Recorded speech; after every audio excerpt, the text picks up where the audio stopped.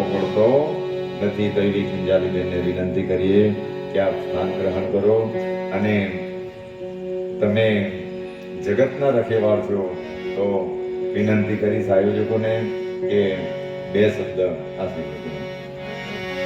અમે સાઈગામમાં અહીં મને આમંત્રણ આપ્યું એ બદલ સતીશભાઈ તથા અહીં આયોજક મિત્રોનો ખૂબ ખૂબ આભાર વ્યક્ત કરું છું. અને કંઈક બાબાના જ આશીર્વાદ છે કે મારી મુલાકાત સતીશભાઈ જોડે થઈ હતી અને અચાનક જ્યારે મને ખબર પડી હતી કે પદયાત્રા અહીંથી જવાની છે તો નક્કી તો નહીં હતું કે જવાનું છે, પણ મારા મનમાં બી વિચાર આવ્યો કે ચાલો નીકળી પડું. તો અહીંથી નીકળી તો ગયા હતા પણ કપરાડા સુધી જઈને એમ થયું કે હવે મમ્મીને ફોન કરું અને પાછી ઘરે જતી રહું એમ.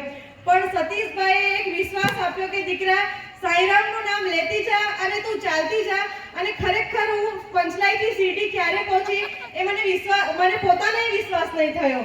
તો હું ત્યારથી ખૂબ સાઈ બાબા પ્રત્યે મને એટલી લાગણી અને એટલી શ્રદ્ધા આવી ગઈ કે મને મારા પોતા પર વિશ્વાસ નહીં હતો કે હું ઘરમાં કદાચ 500 મીટર ઘરમાં નહીં ચાલતી દીકરી પંચલાઈથી સીડી કેવી રીતે પહોંચી એ મને ખ્યાલ જ નહીં આવ્યો હતો.